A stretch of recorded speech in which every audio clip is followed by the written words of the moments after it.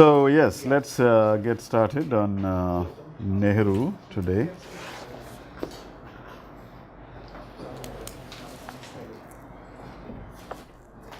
Jawaharlal Nehru. In the old days, if you know, India was basically seen as represented by two people, Gandhi, Nehru. So Gandhi, Nehru, Gandhi, Nehru. This was a very, sort of common idea of what India means in a symbolic sense, politics of sense. And many things happened, which are very unusual developments, which led to some confusion also. Because what happened was that Jawaharlal Nehru's daughter, Indira Priyadarshini, she married a Parsi called Firoz Gandhi. So then she became a Gandhi. So it's like after that all the children became Gandhi. So now then you had Rajiv Gandhi, then he married Sonia, who became Sonia Gandhi. Rahul, Priyanka. Now this, so it's like as if Nehru, he couldn't be. It's like in a funny way, this Gandhi's Nehru seems to have become one. But it's it's just a accident of history that Indira Gandhi's first husband used to, because Gandhi is in Gujarat, it's a very common name. A lot of people have this name. And it's a name which is a lot of names like Patel, Gandhi, Gujarati names, they're not religion specific. They are generally used because they're more to do with professions and so on. What people do and so on. So anyway, so this Gandhi Nehru was this identity of India, and as in more recent times, instead of two, they become three. Gandhi, Nehru, Ambedkar. So it's like a new kind of triumvirate has become, because Ambedkar has been added, because in recent times Ambedkar became much more of a powerful figure. He was revived. His reputation has undergone a revival because he became he was mobilized as a icon of the Dalits, as the Dalits, the untouchable populations and other oppressed minorities, etc., began to read Ambedkar and began to realize that he was one of the great leaders of that time.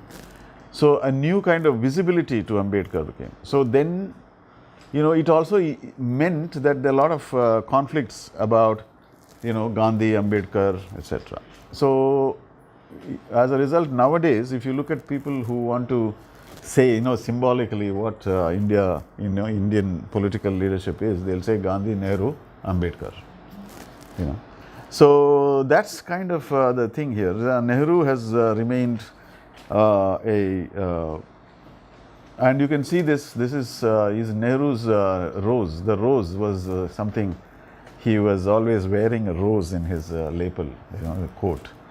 So there is this sense of a slightly romantic figure also.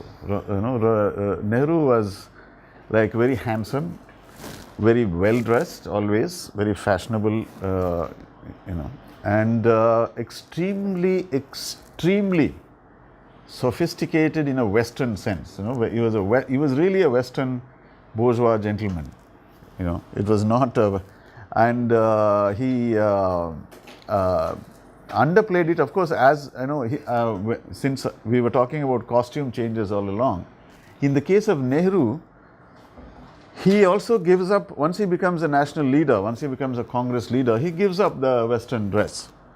We actually noticed how Ambedkar never gives up the Western dress. He remains, continues to wear the three-piece suit. So there is some sense of achievement that associated with that.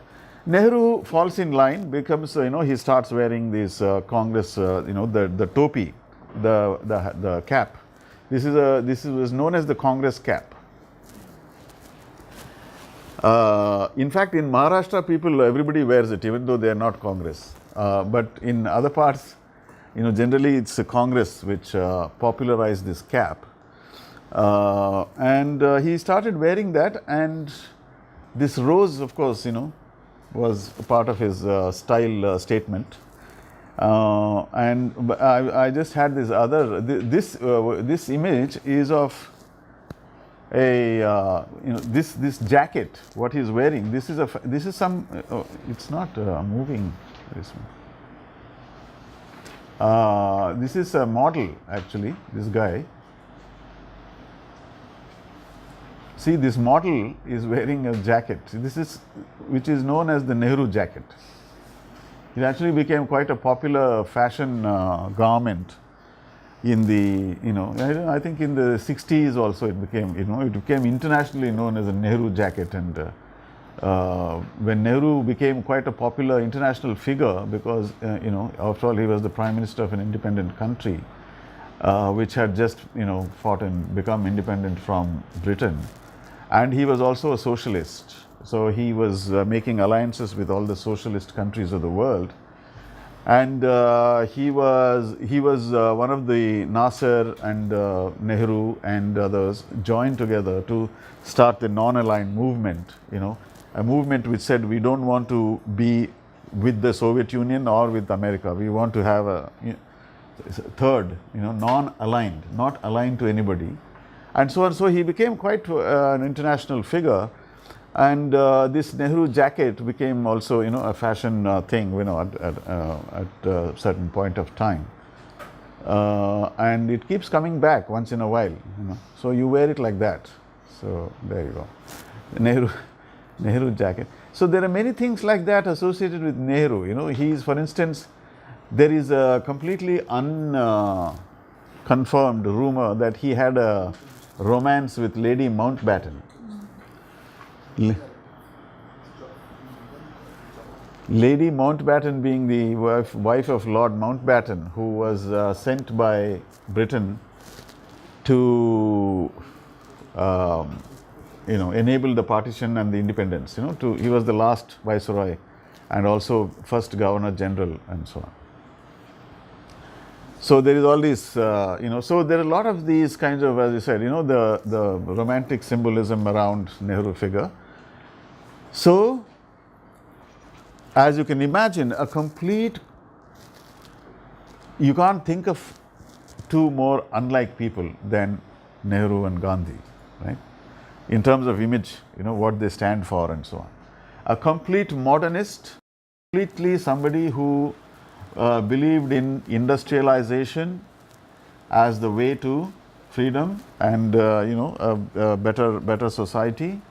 Somebody who believed that technology was a liberating thing rather than something which binds you. Hind Swaraj, you remember the Hind Swaraj arguments, right? Gandhi's arguments, how he says machinery is evil and so on. Nehru was completely the opposite of that kind of thinking. He was educated in England, like many of these people we have been talking about. In fact, so far, most people we have talked about have been educated in England, America, etc. Right? Educated, not only educated, but you might have seen in this thing. He quotes French, and he doesn't even bother to translate it. So you can imagine he's writing. In fact, as I've mentioned here, the autobiography from which this is taken from his autobiography. The autobiography was actually published in London and in America. It was never published in India until 1980. So you can imagine it was not really meant to be for the Indian audiences. So it was written in a very sophisticated. His English is extremely fluent. It really flows with the sense of command of the language, its idiom. His command of the English idiom is like that of a native. It's not like that of an Indian, who's learnt it or something. Extreme, and because he's been educated there, in the schools, English schools and so on. And he is the son of a very, very rich businessman. I mean, extremely rich businessman who is given to enjoying life. His father, Motilal Nehru, was also a congressman, he was an early congressman. But he was one of those, who would like to sit in a club, have a drink, and generally spend the evening chatting with people, and have some programs for cultural programs, etc. I mean, luxury, a life of luxury was what Motilal Nehru was used to, and in fact, after some time, differences between Motilal Nehru and Jawaharlal Nehru became quite sharp. Because Motilal is part of a kind of rightist leaning faction within the Congress. He goes with that kind of section. They're all in the Congress, but he's with that. Whereas Nehru, Jawaharlal is a leftist within the Congress, right? Left-leaning, socialistic in his thinking, very much familiar with Marxism and other kind of socialist thought, etc. But another factor about it is that Motilal Nehru is Jawaharlal Nehru's patron, that is his father, right? So he is constantly helping him out. So if you read Sarvepalli Gopal's biography of Nehru, that is a biography written by historian, he talks about how basically Nehru came back from studies, he was a lawyer, and his father had many rich people, friends. So he would get a lot of cases to fight, and of course a lot of money also. There's no problem with money in those days. And Sarvepalli Gopal, the historian, also says that sometimes Nehru, he stopped practicing. He just gave up because he was full time into Congress political activity, and actually he used to lead a fairly simple and real congressman, like lead a simple life, no frills, no thrills, nothing more than just the basics. And he was quite capable of doing that, to lead a hard sort of life. But sometimes you get into economic crisis, finance, no money. And all that Motilal Nehru had to do is tell one of his rich friends, my son needs a case. Right? So you'll get a case, and you just and that would give him enough money. So Sarvepalli Gopal actually says that there was at one time they said, we've been here, he's constantly going to prison, coming out of prison, he's getting, and he has no money, his wife is also in a bad shape. And somebody says, you should go on a holiday somewhere. So, but they have no money. Then suddenly somewhere he gets a case.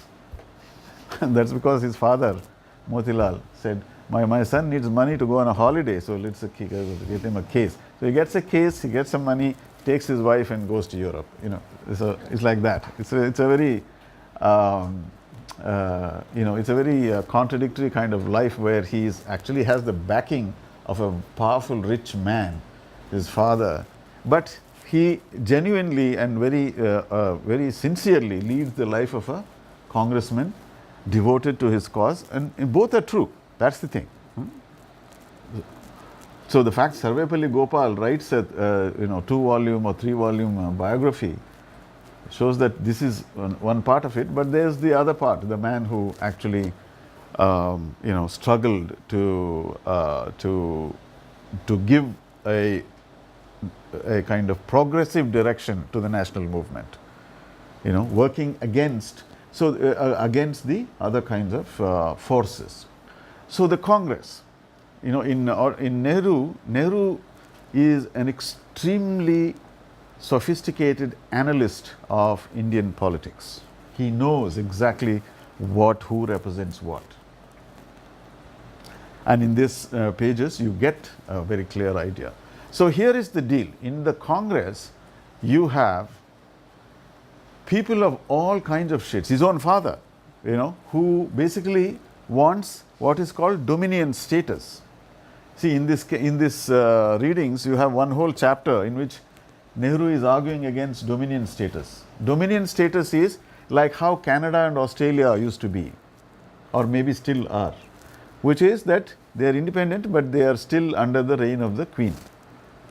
So the Queen is still the Queen of Australia.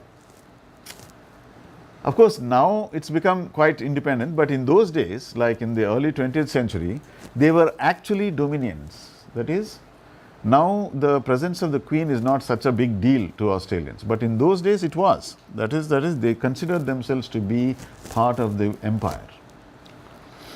So what these people wanted, these early nationalists like Motilal Nehru himself and other people, was dominion status. That is, stay within the empire, under the Queen or the King, whoever comes, and get to rule within your thing. So you leave external affairs and defense, etc. Just two or three things to the British. The rest you manage. So self-governance, but in a reduced form. So dominion status will mean that. Now, so they want that, and for several reasons. One is that this empire is very good for them. They are enjoying themselves. They are getting lots of money. The landlords of India, the landowning class, they have been established permanently in some areas, and all they have to do is collect the revenue from the peasants who are working hard and so on, collect it, keep one share and give one share to the government. And that's it. For the rest of the year, have festivals, have dancing girls, have music, have all kinds of enjoy yourself, eat nicely, have a household, which is, there are lots of novels, Bengali novels for instance, in which you can see these kinds of life they used to lead. Large palaces they would build, each zamindar, in which so 30, 40, 50, 100 rooms and so on. Hundreds and even thousands of people living in there, some servants, some useless people, some coming and guests, and some troupe of drama troupe, some and so on. This is the life they led. They were very happy with that. Then other group was the princely states, the Rajas and the Nawabs and the Nizams and so on. They also were the same. They were getting even more revenue because they were getting these huge amounts of taxes that they were collecting. And so they didn't want to let go of that. So these zamindars were happy with the system. The Rajas were happy with the system. And the business class, all the business people, the people, Gandhi, the caste to which Gandhi belongs, though that kind of caste of people, the business communities of, the Baniyas, the Marwadis, the Bohras and the Khojas of, Gujarat, the Muslim traders, the Kayasts, there is people, whoever was into business, the Mudaliyars in southern India and so on. They were very happy because the empire allowed them free access to other places in the empire. They could do business. They could go to Burma, they could go to Malaysia, they could go to Africa, in many countries, many parts of Africa. They could go wherever and do business. So there was this coalition of interests for which dominion status was the ideal thing. Because they knew that if it came to a crisis, the queen or the king would protect them, protect their interests, because as long as defense is in their hands, as long as the foreign thing is in their hands, they will be protected. There is another class, petty bourgeois, that is lower middle class people, right? And others who are, also divided. So they want, most of them would want, because for them it's more about, a sense of this new national sensibility, right? So people like Nehru, on the other hand, the communists to some extent, we saw Bhagat Singh, then the Communist Party itself, Nehru, who is not a communist, but he had learnt his, Marx and so on, and he had definitely very left, inclinations. people like him, people like Ram Manohar Lohia, whom we are not reading, but who was also a major figure in those days. And there were others like Jayaprakash Narayan, Narendra Dev, and many leaders like that, who were leftists and who wanted Congress to go for Subhash Chandra Bose, whom we mentioned last time, who wanted full freedom, Purna Swaraj. This was like in fact, one of the reasons for Subhash Chandra Bose to come into conflict with Gandhi is he when he is to the Congress, he says we demand Purna Swaraj. Purna Swaraj meaning full freedom, complete freedom, absolute freedom. And while Gandhi is on the side of full freedom, I mean in that sense, he is not with the Dominion people, but he is not for any precipitate action. He doesn't want immediate action by all kinds of forces. He wants to be the one who guides the action, right, and keeps it calm and peaceful and so on. So the non-violence argument, which will come up again here in this. So this is your situation. Nehru here has, as I said, the chapter, dominion status or independence, dominion status and independence, the two options, he discusses. Obviously, he is criticizing this whole idea that dominion status is an adequate thing. He wants Congress to go for independence, right? So this entire text is an argument for a complete break with the colonial rule, complete break. Not only with the actual colonial rule, but also a break with colonial institutions. See, some people like when he discusses liberals in this reading, there are a critique of liberalism, Indian liberals. Liberals are preferably they want dominion status. But if you don't have dominion status and you become fully independent, what they want is they want the institutions to remain the same.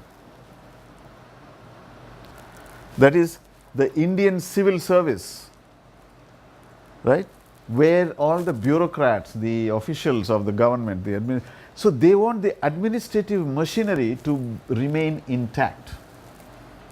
So that is their interest, right? Because then the rule will be the same, except it will be done by brown people instead of white people. You remember Gandhi, even in Hind Swaraj, Gandhi says, retaining the old institute, keeping everything and just putting Indians in the place of English, that's not my idea of freedom, he says, right? That is that English rule without the English. That's how he characterized it, right? English rule without the English. He dismissed that. Now again, this is again the comes up here. That is the bureaucrats, the liberals, the people who run the servants of India society, and the people who are descendants of the moderates. We talked about the moderates, right, in the 19th century. The descendants of that group, they are the ones who want dominion status preferably, because they would like the queen to be there to protect them. But if not, they want the same institutions to remain in place. Right? So you can see here how the power, relations are organized here, right? Complete loyalty to the British. That is one position. A kind of middle status where they say, okay, dominion is okay, or dominion, or maintenance of the institutions. So middle position. Complete freedom.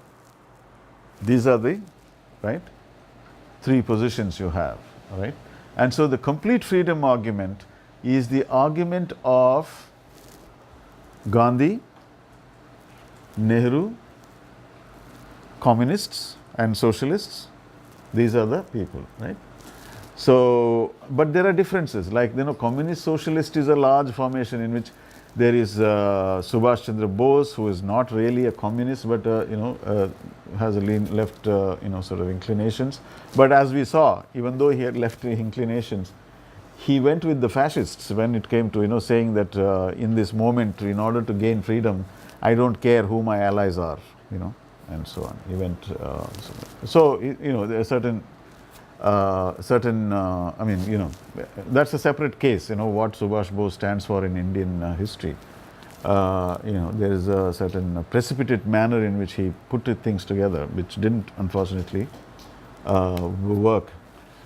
So in these things, Nehru is, by conviction, he is very much on the side of those who want full freedom. Now, let's now eliminate for a moment this group, which we said is the loyalist group, who wants British to remain. The princes, they want British to remain forever, because if they remain, they also remain. Because if India becomes independent, then they become small enemy group, they have to protect themselves, because the British is already protecting them. Whereas a powerful new nation called India, in the middle of it, if you have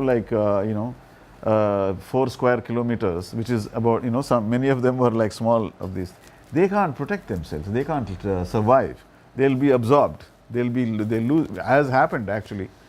All the princes lost their privileges, they lost their, large amounts of taxes went to the government and so on, so they lost, they knew that. So they wanted, that is one. So let's put them aside for the moment and look at those who want full freedom, right?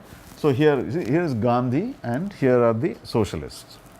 Now that's another division. Gandhi also is in favor of full freedom, independence from British rule. So the left, right? The socialists. But everything else about them is different, right? Everything else is different. Why does Gandhi want independence? Because he thinks India has a long and glorious civilization. Indians are spiritual by nature. Indians are basically village people, and they are very religious and devoted, and they spurn material pleasures for spiritual pleasures. So India has a caste system which is very good for India, right? And so Gandhi wants independence because Indians are different from, and they have their own civilization, and they should live according to what they always had. That is, India must become what he called Rama Rajya, that is Rama's rule. Rama is the mythical king who, the epic Ramayana is about the story of Rama and his, virtuous rule. He was the paragon of, a virtuous kingly rule. The ideal king, the king who did no wrong. That kind of an image he has, right? And of course, now he's become, then he became God also, an avatar of Vishnu and so on. But anyway, historically speaking, he is praised as the king of the. So Rama Rajya means a rule which is perfect in all respects. So in which all the castes, maintain their caste status. Nobody tries to transgress their caste, and do something which they are not supposed to do.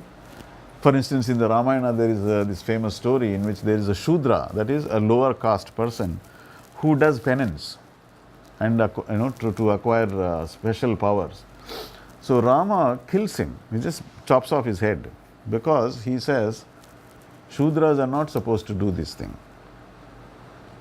This is meant only for Brahmins and at the most for Kshatriyas, not for low caste people. So that's just rule. That's also Ramayana, the idea of Ram Rajya is something that involves all of these things. But so Gandhi is thinking of independence as a kind of recovery of past being. Yeah? This is the crucial thing. To recover past being, what you were before this unholy rule of the materialist, West, spoilt it, destroyed us.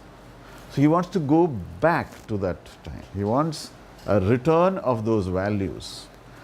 If possible, he wants people to get rid of the machines and do the charkha and to live in the villages and so on, right?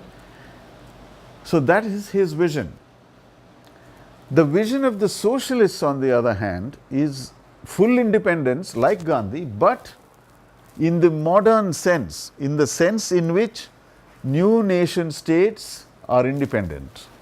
That is, they rule themselves, they become free, modern, advanced, developed, they acquire machinery, they do their own, so they are self-sufficient in both agriculture and industry, and they have, and within that there are those who say they will be communist or socialistic or capitalistic, right?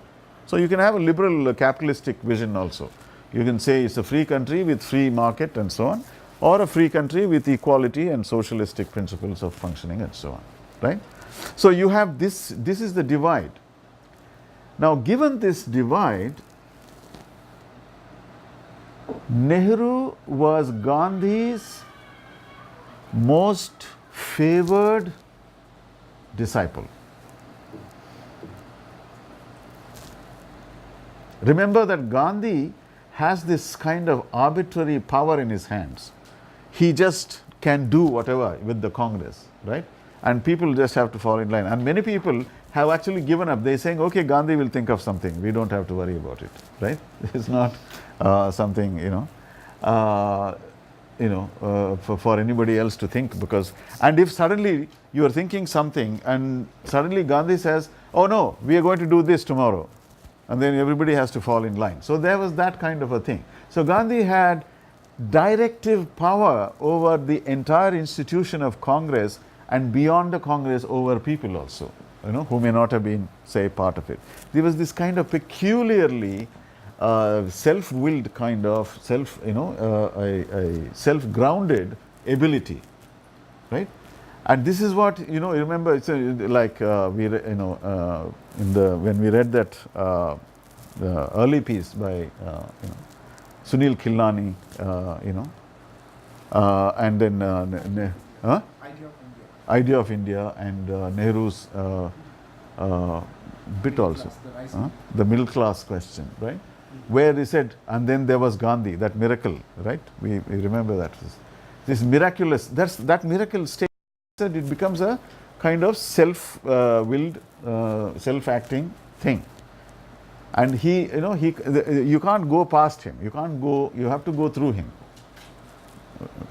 And in such a circumstance, now remember Gandhi's vision was this, right? Whatever he wrote, he would talk about this kind of ideal India.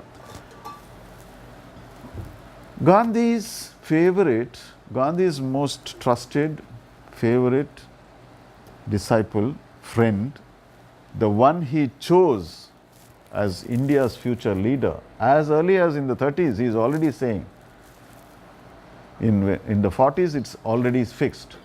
Who is India's leader, future? Nehru, Jawaharlal Nehru. So that is the paradox, in a way, India, if you want to understand it. Why does this man with this vision choose this man with this completely different vision? Right? What is this big, thing? It is completely mysterious, in a way, right? And you can see, yeah. Yeah, so what is this thing? If you read this, it is so clear. It says, this man, he is impossible, I can't deal with him, he is like talking to a closed door. He won't listen to anybody, and he has these absurd ideas. He is, I don't know, it upsets me, it makes me angry, it makes me despair for the future of India, that man is there doing all these things. The entire thing is full of complaints about Gandhi. He has no reason, he doesn't listen to anybody, he does not have rational principles, he is pushing India into superstition, everything that Nehru believes in, this man is violating. Yeah, this is incredible, isn't it? But then he says, but he is India. He is almost India, he says. There's one peculiar, the grammar of it is so, indicative, because it's bad grammar, but he can't say it otherwise. He says he almost is India, he says, right?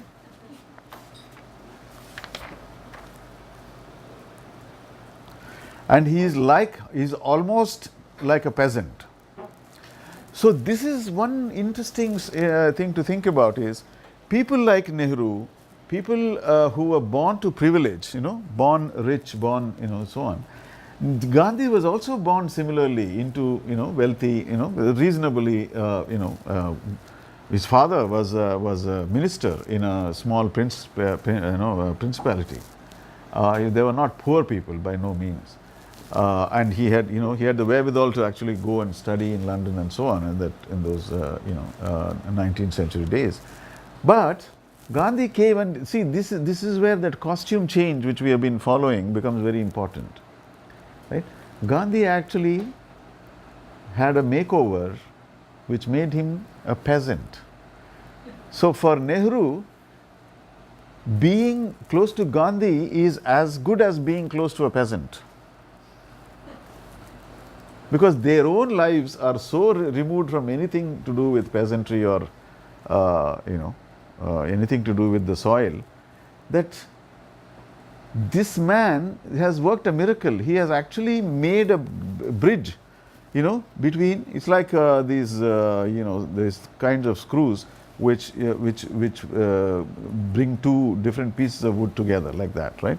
Where you put them together, you make a hole across the two, and you fix it. It's like that. It's two completely different things. This world of the peasantry, the world of the poor people of India, and the people who were rich and who were educated, English educated and so on. This world, there was nothing, that could, connect them, and he connected them. That's the thing. So therefore, Gandhi. So this complete divide between Nehru's complete dismissal and harsh criticism of everything that Gandhi believes in is absolutely conviction, born out of conviction. He believes it, that this man is completely harmful, his ideas are totally useless, if not dangerous, right? At the same time, with the same amount of conviction, he believes that this man is absolutely essential and that he knows something which we don't know about this country, and you have to follow him. There is no there is no you might say, there is no imbalance between these two. It's not that one is more than the other. With equal conviction, he believes both these things. Right? That is the thing. That means Nehru is in some ways the one who has both. Right? See, the other people, the communistic kind of people, so for them it is entirely a non-Gandhian thing. They have the same critique that Nehru has, and so they say, screw this man. We're not going with this man, right? In other words, for them, their conviction is something that is entirely makes their personality. So it separates them from this. Nehru has all of their criticisms, but he has some other kind of avenue of for accepting Gandhi. And thereby it is not surprising, because there is also this problem that Gandhi's ideas are so extreme because, in a peculiar way, because they are not meant to be taken seriously. No, seriously, this is I think worth pondering. They are not meant to be taken seriously. Gandhi, after writing Hind Swaraj, just say 5-6 years later, somebody asked him, how come you are traveling by train? How come you are using technology and so on? So he says, that is my ideal. I'm not saying that it should be implemented. He actually said that. He actually says. And he says, as for machinery, well, it's not, we have to, it's a necessary evil. So within a few years, he was saying that. And in fact, he was saying it, probably even before, because it was the technology that took him to London, right? So in other words, it was meant to function as a symbolic mobilizing force, then as a concrete program of political action. So Gandhi was not aiming to, because if Gandhian ideas are to be implemented, Gandhi has to implement them, because he is alive there, he is right there. But he is not saying these to have to be implemented. He is saying, I am that unique creature who holds these ideas, and therefore you don't have to hold them for us to have a equation. You remember, now we are going back to the 19th century when Keshav Chandra Sen discovered Ramakrishna Paramhansa, right? The two completely different, complementing. Something is lacking in me, and this naked spiritual figure, this guru, who talks wisdom, is somehow needed for me to complement myself, to complete myself. Yeah. So, in a peculiar way, what has happened is Gandhi has become, for the national movement, exactly that kind of figure. Right? So, in a sense, you can listen to the pravachana, that is the sermon, the discourse that holy figures give, and you can go and lead your life as usual.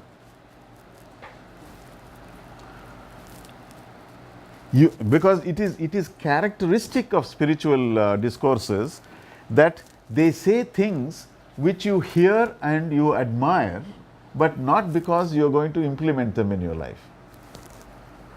In fact, that is the character of that kind of a speech. The religious leader will always tell you, do not sin, or do not, do this or that, right? You listen to it, but it has more of a cathartic value than a programmatic value, isn't it? The programmatic value means, you come here, did you do it or not, did I, and so on. To actually implement it requires policing, administration, a state, etc., which go with that kind of a thing. He is not doing that. He is not actually doing. He is doing that, some of it in the ashram. He has his own ashram, right? As a group of people go there. If you come into this ashram, then you have to do. You have to clean the toilets, you have to do meditation in the morning, you have to follow certain strict diet and all that. So it's the ashram life. So the ashram is where he is implementing his own program. That is a small place in which he lives and his disciples live, and they implement something and they do certain work. It is not meant for the entire. So that is the thing. The very non-practical nature of. See, when people say he is full of impractical ideas, they are saying something which he knows. In other words, which is it is supposed to be impractical, right? So in trying to understand how this Gandhi-Nehru equation forms in such a way that Gandhi anoints Nehru, saying he is my appointed leader for the future of India, that paradox, that he is going to do something completely different from what Gandhi believes in, that complementarity, which is apparently conflictual, is to be to explain that you have to do this kind of thing. You have to go back into the historical sort of text, right? Right.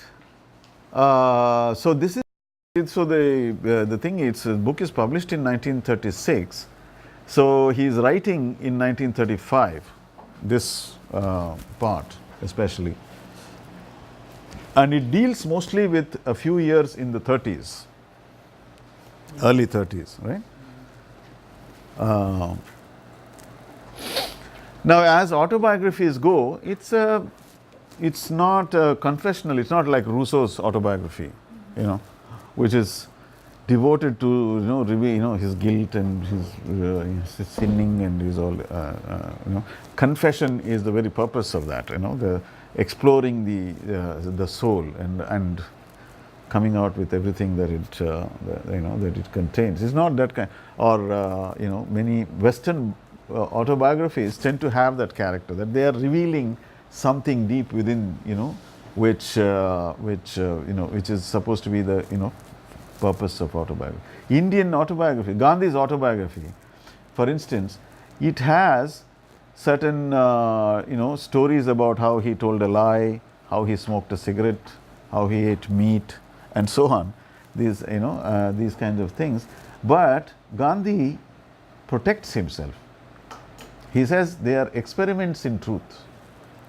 So when you do an experiment, you are in charge, right? You know what you're doing. You're saying, let me see if I do this, what happens. So Gandhi is trying to tell us that when he lied, he was doing an experiment in order to see what happens. Something on those lines. So Gandhi is always trying to use his life to teach morals to people. To say, this is what, evil, how to avoid evil, how to act correctly, that you should not tell lies, you should, you should not go against your mother's wishes or your father's wishes, and you should obey your parents. And these kinds of simple, truths are part of Gandhi's autobiography. Nehru doesn't go into his personal life very much. The deep personal. He gives his family life, his marriage, his feelings about his wife Kamala, and when he talks about Gandhi's perverse sexual theories, he talks about his own. So he says sex has been what it has been for him briefly. So he's not averse to talking about it, but he doesn't dwell on it, his personal life. It's mostly his own education, his family, what happened, family life, plus much of it is political life. That's the autobiography here. So it's a political autobiography with some amount of family detail, right? It's not deeply exploratory of personality or so on, but it's reflective. He thinks about things. He says, well, when it comes to sexuality, I can't understand what this Gandhi is saying, because sexuality is part of life, and how can you say that you have to only have sex for procreation, otherwise it's evil, and all those things, right? So in other words, he's giving, he's reflecting on his own life also, but only in the process of talking about something, right? Otherwise, it's largely a political autobiography. And you can see it's dedicated to Kamala, who's no more, because in the meantime she has died. She has been unwell. Right. So here he is in prison, right? and this is the 30s, 32, 33. And he's talking about others also. Subhash Chandra Bose is also in prison somewhere else. And there's another one who is died, J.M. Sengupta, which is interesting. Of course, he doesn't say anything, but Sengupta and Subhash Bose were rivals in Bengal Congress. They didn't get along with each other, and they would deliberately do something contrary, even though they were both in Congress. Just because the other fellow thinks one thing, they would oppose it. They had a peculiar. And then this is also an interesting thing. In the 30s, Gandhi is at at the end of his tether, as it were.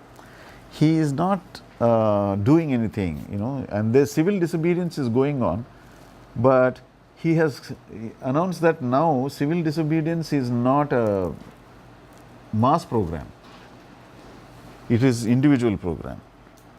This is that's what that means, that you don't actually collectively do civil disobedience.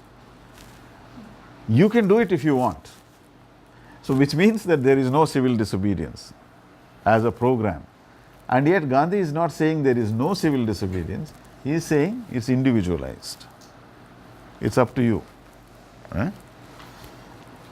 In your own personal life you can do it. And so Gandhi is in jail, and then he goes on fast on a trivial issue, as now Nehru calls it.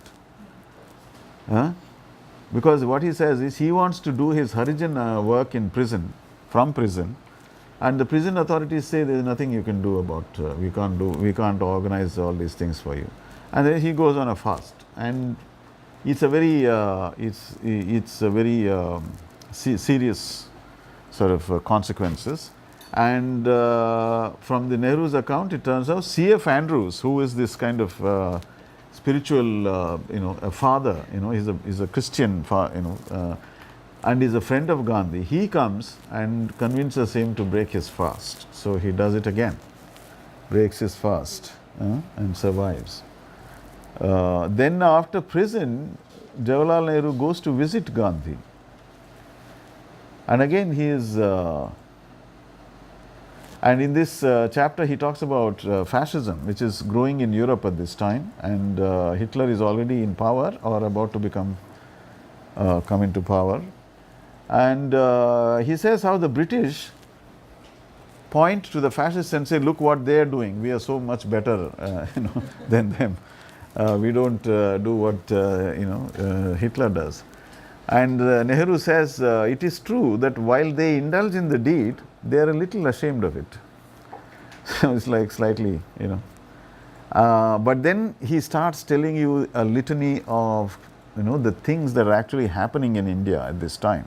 He says it's a police state.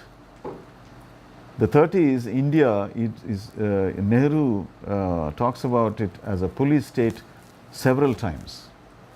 His description of it is, and it is a kind of, it's almost as if the fascism link is not without some significance. That is, they are ashamed of it, but they are doing everything which is like that,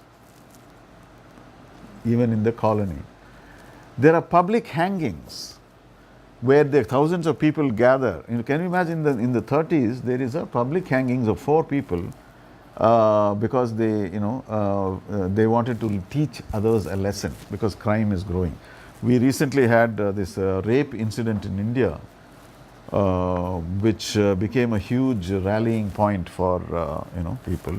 And after that, the same sort of thing happened. They should be hanged in public, they should be killed by a mob, and they should, and so on. I mean, that kind of a thing is still there, in people. The need to watch people dying in public. And they said again, deterrent punishment. If you do that, if you quickly bring them to justice and hang them or kill them, then others will learn a lesson and they won't do such a thing, which of course is has never been proved. And then there is this whole episode about censorship where Rafi Ahmed Kidwai he finds that these people are reading their letters and not sending the letter, everything that he sends. So he writes a letter to himself and gets it posted, and it then in which he writes the address is to himself, but inside he says, "Dear censor, please don't the thing as well." So it has an immediate effect, and he starts getting more letters. And Jawaharlal Nehru getting letters from begging letters. This is also interesting. There are people who write to Jawaharlal Nehru and say, "Can you send me some money?"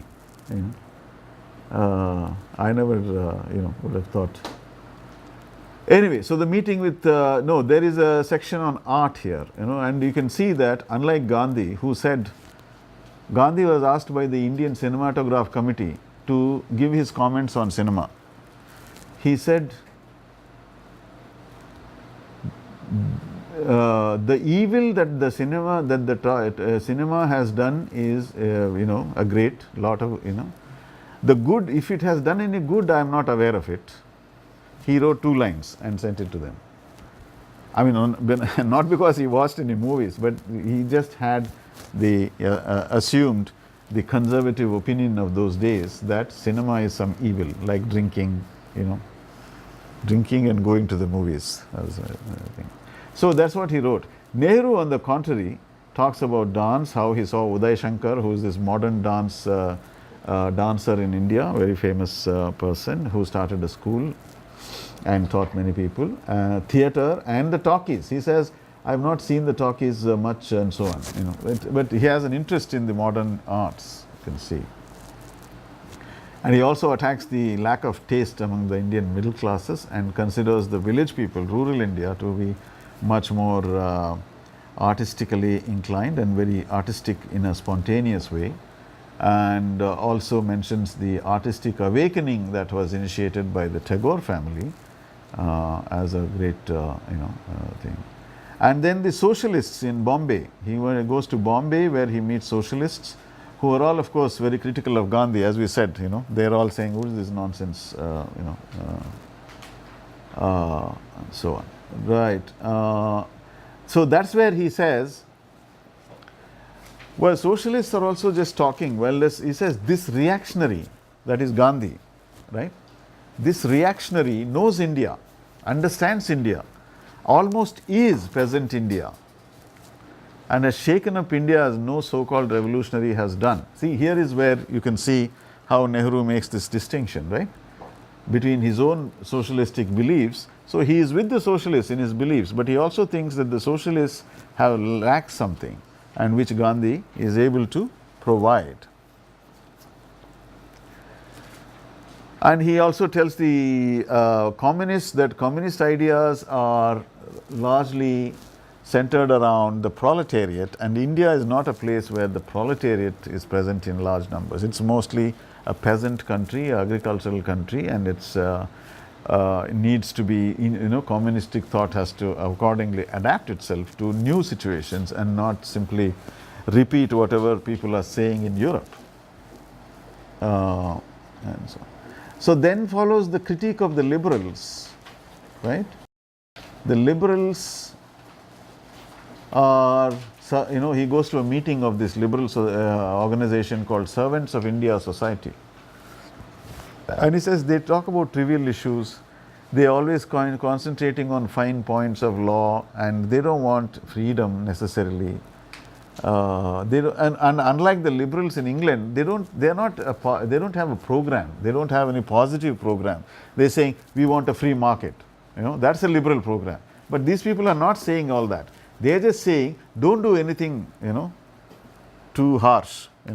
Don't do anything too. Don't get too active. Go slow. Just be quiet and write a petition. And that kind of attitude, right?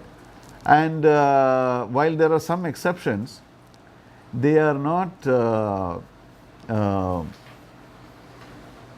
Their moderation is usually confined to the attitude towards the British government. They tend to accept the British viewpoint on most issues. Congress also has its share of such people. That is, within Congress also many people, like his own father, are of this kind of disposition. But thanks to Gandhi, they have been in touch with the soil and people of the country. See, that's the distinction. What is the difference between liberals outside Congress and liberals inside Congress? Both are the same, but these people are at least close to Gandhi. You know, Gandhi is there to teach them and make them aware of the real India. Right? Now, here is an interesting point. We were talking earlier in this course about how the liberals, the moderates of the 19th century differed from the Congress extremists, right? What was the basic difference? The basic difference was whether political independence should come first or social change should come first. Yeah? 19th century, everybody thought social change should come first. Then the extremists, Balagangadhar Tilak and others came and said, no, political freedom. We don't want them to change us. We will do whatever, but we need to get political freedom. We don't want anybody to rule. That's the first thing. Caste system can remain, doesn't matter, but we have to rule. And we also talked about how Ambedkar in the 20th century is one of those people who continues to insist that social change is before political has to come before political freedom. That is, you have to actually deserve to have the thing to rule yourself. You have to learn, you have to become independent thinkers, you have to become mature, you have to lose all these servile attitudes, the feudal cultures, etc. Give up the caste system and so on in order to be dignified human beings and rule yourself. And so that is the one issue. Now, in Nehru's account, he doesn't make this distinction. That is, the liberals of the 30s are people who are arguing for dominion status, right? And as opposed to independence. Now, the liberals of the 19th century, this is moderates and extremists. The moderates wanted social reform as first and political independence as afterwards. The extremists wanted political independence first.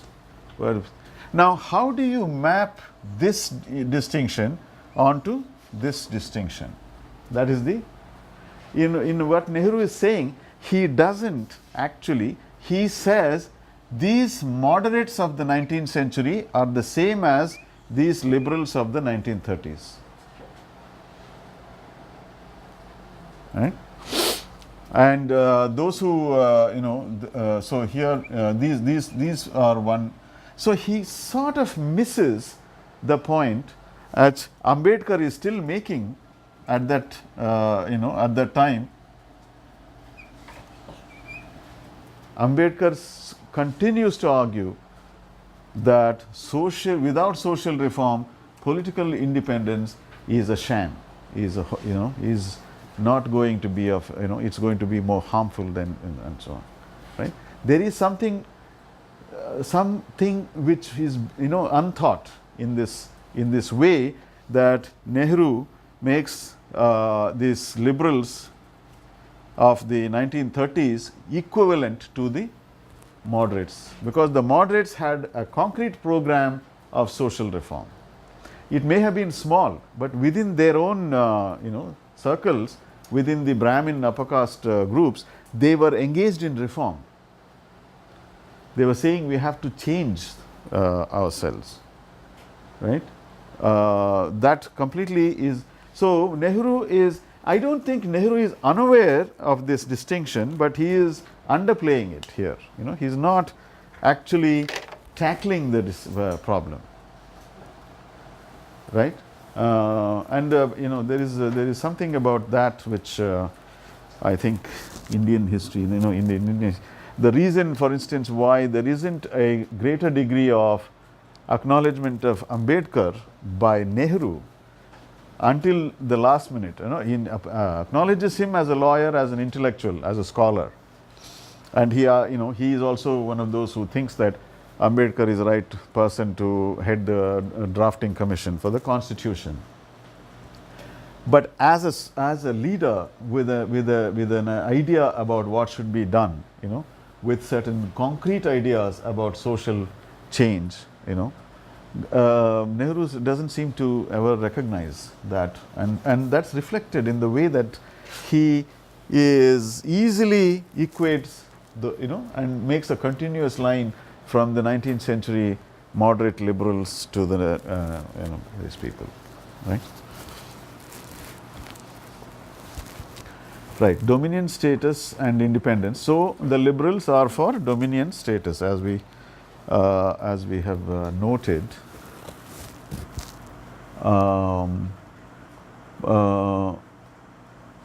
They support dominion status, and this here he has an occasion to talk about the classes and their interests, right? See, the rich, the Congress itself has these two kinds of bourgeois ideals. Two kinds of bourgeois ideals. One is government oriented, rich, oriented towards rich people's interests, and the other is the lower middle class. As you can see, there's not a working class or peasant or anything, but lower middle class. Both are in the Congress, and the latter are more strident and numerous. But the upper middle class is small in numbers but strongly represented, because they are the ones who have wealth and education and so on. Now, the Congress has turned towards the rural masses, that is via Gandhi. Now the focus is on the rural masses, not the traditional support of the Congress.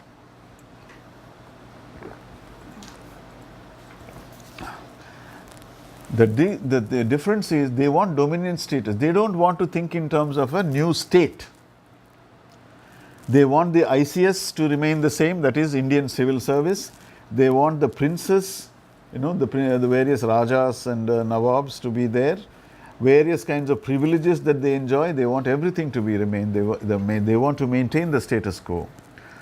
Congress, on the other hand, he says, wants establishment of a new state, which means independence, not dominion status.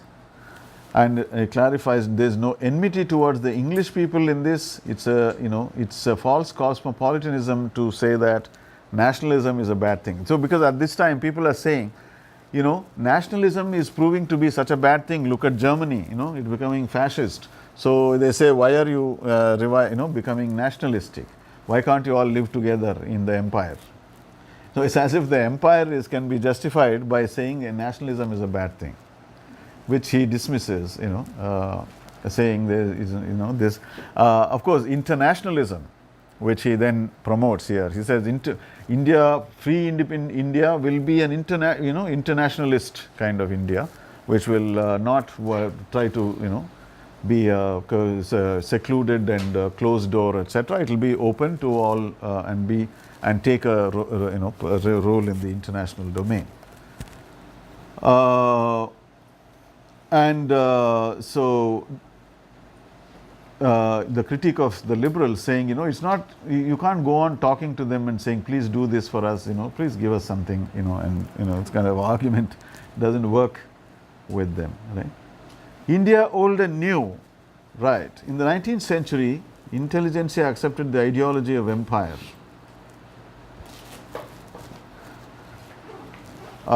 Then they said, okay, at least we have the spiritual, the inner article, as he calls it, the spiritual advantage.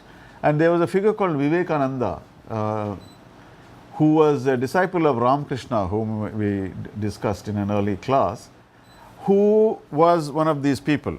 He put on these saffron robes. He was also a Western educated man, and his transformation was also quite dramatic, from three-piece suit to saffron robes, and he became a kind of figure who sort of, it was a very mirrored kind of identity, like he was as if dressing up for the Western eye, because he is saying, look, this is what we are. But on the other hand, he was also telling the Indians, our spirituality is a very weak kind of spirituality. It makes us bent, like his guru Ramakrishna was a bent figure like this, in this way, like that. So Vivekananda wanted, the spiritual Indian to be like this. He is posing like this. Masculine spirituality, a very masculinist spirituality, which he felt was more in tune with the modern requirements, and so on. But anyway, it was spirituality, right? So these kinds of things. So in the 19th century, people consoled themselves by assuming a spiritual, sort of persona and saying this is what we are, as opposed to those people, those who are ruling us. They are ruling us because they are only interested in material, gains, material wealth, power, riches, and so on. And so that kind of a sort of a situation. And then they criticize the British for un-British rules and so on. And the liberals continue this trend, but remaining within the ideological orbit. That is, saying, the English rule is good, but few problems. Right. Kosambi, I know if you remember the D.D. Kosambi review of Nehru's Discovery of India, which we read in the early class, he has a criticism not of this book but Discovery of India, but it applies even here. This idea that of India, with this idea of India having had all kinds of, personifying India as if she is, some person who has gone through a lot of misery and come out, and so on.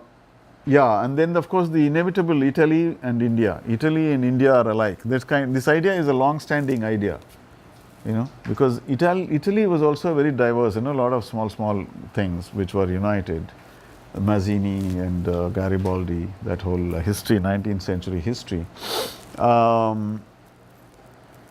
But somehow, for some reason, there's many parallels are drawn between Italy and India, which Nehru does here too. Right? But he starts saying Italy, because India, he says, has unity in spite of many of diversity, right? And what is the unity based on? If you look at what he gives, he says, Banaras, Amarnath, Badrinath, Dwarka, Puri. Now, what are all these places? They are all Hindu pilgrimage places, Hindu temples. Now, basically, without actually saying it, he is actually arguing that it's a Hindu unit. Hinduism is the unifying principle of India. And this is also one of the things which becomes a very important issue in Indian history, modern Indian history, because there is the kind of repressed Hindu consciousness. That is, Congress actually bases its idea of Indian unity on Hinduism, but it doesn't want to say so. Unlike Muslims, which is a Muslim is they come out and say, okay, the British are telling us that India is composed of Hindus and Muslims want to separate Pakistan. The Congress party continues to say, no, ours is not a Hindu state, but continues to assume a Hindu basis for unity. And it is not accidental that given that repression, you have the emergence of a Hindu party like the BJP, which actually represents all those suppressed, vile and vulgar and ugly aspects of the of being Hindu. That is, you are not able to sublimate them, by assuming that this is our identity. Sublimate and disperse your identity into the modern identity. Instead, you built a modern identity by suppressing the old identity, and it's come back. The return of the repressed, as Freud calls it, is an inevitable consequence, and that's what we are now experiencing in India.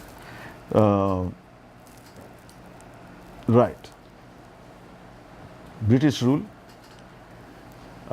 This chapter has to do with the British claims that they have done a lot for India, that as a colonizing power, they have unified India, they have brought technology to India, they have brought law and order, they have brought a legal system in place, and so on. And Nehru refutes. He says, of course, it is true, much of it is true, but there is also a lot that they have to answer for in terms of the damage that have been done. And one of the key points made here, which is a very crucial point for history, is a very accurate point, the right thing that he says, which is not always acknowledged by British historians of India, which is that British rule actually prevents modernization of India rather than enabling it. That is, it retards, it slows down. It says, technology, no, there, not here. They don't want India to become industrialized. So when Indian capital tries to move into industry, they put curbs on it. They say, no, they won't give licenses, right? They try to maintain India in a low technology state. In fact, in a princely state in Mysore, there is an interesting episode. Mysore is a small state in the South India, which has some, at some point a diwan, a minister is a progressive. He wants to start a factory, a car factory. The British government says, no, you can't. I mean, they have the capital, they have everything, they have got the technology. Why? Because this is an instance. The British do not want industrial progress to come independent through Indian enterprise. They want to retain a low technology, slightly backward condition for India to maintain the distinction between Britain and India, right? And that is the point, made very strongly in this chapter. He says science is a great gift of the West. Science and technology, the modern science, it enables many things. But having given the science, the British are trying to deprive us of the benefits of it by preventing Indian enterprise from coming up, right? So what they do is, instead they want Indians to be trained into a British, the colonial mentality, to become servants of the British, to think like them, and to become part of them, and to see their own fellow Indians as somehow inferior, right? Which is what happened, right? The colonial class, the Indian colonial class, the ones who were got into the ICS and so on, they think with the British, saying, yeah, those people, those Indians, right? It's Indians in ICS are no different from the British in this sense, and he is completely convinced that in independent India, ICS, that is Indian Civil Service, and other institutions like it must disappear completely. That is, the institutions have to be dismantled, and India has to start fresh, build its own institutions. He says, if there are some good officers in the ICS, we can take them, but they'll have to be re-employed under new conditions. There's no question of continuing the ICS as it is, or the military as it is. Now, you may then, ask, so what actually happened? Did they dismantle the military and the ICS? Actually, they didn't. Nehru became the Prime Minister, but he did not do what he is saying should be done here. Change the name. He just changed the name, changed the name. Indian Civil Service became Indian Administrative Service, but it remained essentially the same thing. The military, it remained essentially the same thing. The military is one of the most astonishing things, because the military, unlike any military in the whole world, where if you join in the, as a soldier, then you become something lieutenant or colonel, and then, something major, and you become, Those who are good will become generals, right? In India, recruitment for the generals is independent of recruitment to the soldier class. That is, you can't, if you join as a soldier, you can't go up and become general. It's barred. Yeah, there is a level. There is a level beyond which you cannot go. And that's because it's a British system. The British officers were not supposed to, have Indian officers coming up from the soldier class and joining them, becoming equal with them. Right? Like these generals, they are still educated in US or UK. Yeah. So, I mean, their whole class identity is different and very much a British bestowed identity. Right? So, these are the things. You can see how the ideals Nehru stands for, Nehru himself, he is the one who is thinking up all these things, and he is the one who is actually going to get into the position where he will be the prime minister to do all this. But he can't do it, So, when he says this, he is saying it with confidence because he thinks that the Congress party can actually, the left, initiative in the Congress can actually win with Gandhi's help and implement these things. But he is not realizing how powerful these silly people called the liberals are actually, right? They are entrenched, their interests are so deeply rooted in these institutions, they will not let go. That's the, if you like, the tragedy of India. Right. Then you have a chapter which deals with his sister's marriage, Krishna. Krishna married Hathi Singh. And it was, it's a chapter which deals with the language, but it starts with this, episode where he actually sends off an invitation to his sister's wedding, which is written in Hindi language, but in the Roman English script. He is just experimenting, and he claims that he didn't have any purpose behind it, and so on. But he talks about the language issue, India's language issue, right? And he dismisses the possibility of English being the lingua franca of India. He's saying it's fantastic conception. But again, that's another thing that continues. It is the lingua franca of India.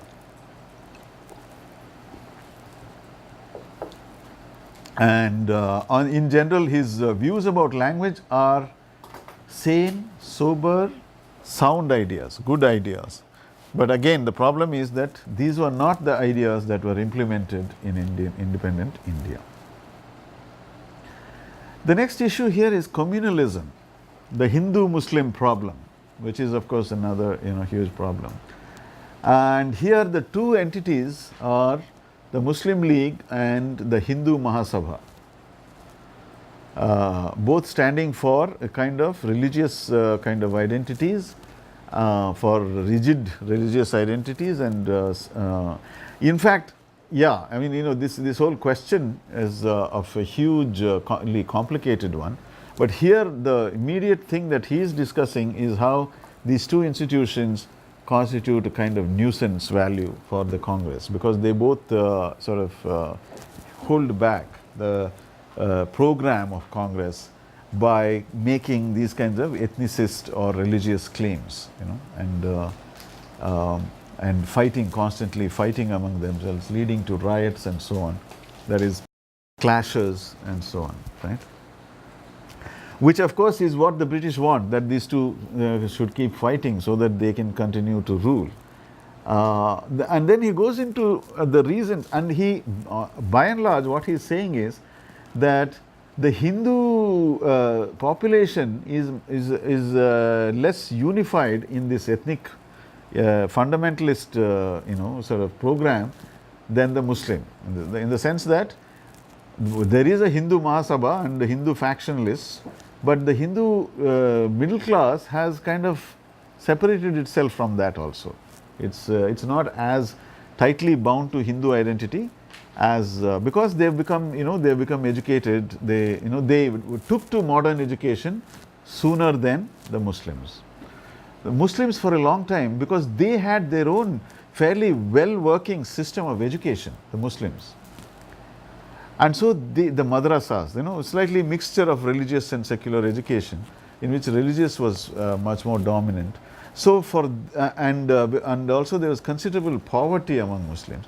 So they did not come into Western education for a long time. They stayed within that, and so they actually found themselves to be left out of the mainstream, the new mainstream, which is also a creation of the British, right? It's there, but they were not significantly to be visible in that mainstream, because they were not coming through these modern educational institutions. They were left out of it. And in that process, you have this very prominent figure in the late 19th century called Sir Syed Ahmad Khan, who is basically one of the big figures behind the modernizing of the Muslim sensibility, to get them to open themselves to modern education, modern ideas, and so on. And so, starting colleges and other kinds of initiatives, which then leads to a increase in the presence of Muslims in the Congress, for instance. Congress, earlier there is no Muslims to speak of. So, but they increasing. On the other hand, the other thing that Nehru is pointing it out is all of these backward communities, that is, backward simply means those who didn't get into modern education.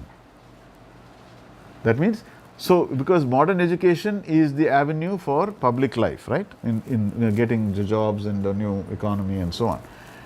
Backward simply means those who were backward in terms of not having done that, not having come into, because initially only the upper caste Hindus were most prominent in the educational system, the modern educational system. So you have untouchables, you have various peasant castes and Muslims who are backward in the sense that they never got that education in the early days, but now they are trying to catch up by doing it, by becoming more. No, what the point he is making is about the Muslims is that therefore they tend to be loyalist. That is, they tend to be pro-British. Because Ahmad Khan, he is very much saying we don't have anything to do with, we want modernization, we want colleges, we want the British Sarkar to help us to give us education, to give us jobs and so on, and we are not we are not a confrontationist. We don't want confrontation with the empire. We don't associate with these Congress and other kinds of things, right? Now, as you can see, Nehru is giving a good analysis of it in the sense that the Hindus did the same in the early days. They flocked to government employment and they are still doing it. It's just that after a significant amount of time, some people began to think about independence among the Hindus. Only some people. The rest are still going and flocking to the, Hindus are, there are far more, many, new numbers wise, loyalists than there are among the Muslims also. Because their sheer numbers, Hindus are more, right? So basically what he's saying is, in the initial days when a community is trying to find its feet, to join the mainstream through education, it tends to be pro-British. They don't want, at that time they are not yet thinking of independence and all of these kinds of things. Which is also a thing to think about, is that it's only with substantial mediation by modern education and modern ideas that you start thinking about independence. Because independence otherwise has no meaning. There is no idea of independence in the pre-modern era. Idea of freedom doesn't exist, right? In this particular form. And there is again, the loyalist groups tend to be concentrated in the among the. Yeah, so the last three chapters, which we can quickly go over, the last three chapters are all devoted to aspects of Nehru's relationship with Gandhi. Critique, and at the same time, as we earlier talked about it, this kind of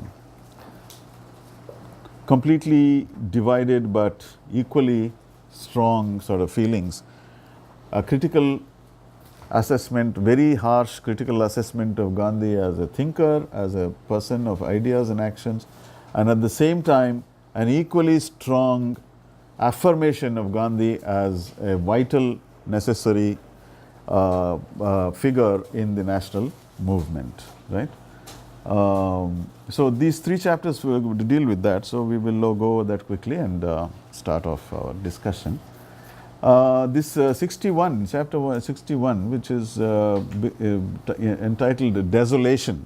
So he is feeling desolate, he is feeling lonely, because he thinks, Gandhi is somebody he could rely on, but Gandhi is doing things which make him feel isolated. And what is it? He says he hears a rumor, which is later confirmed, that Gandhi has withdrawn the civil disobedience. Suddenly, Gandhi says, no more civil disobedience.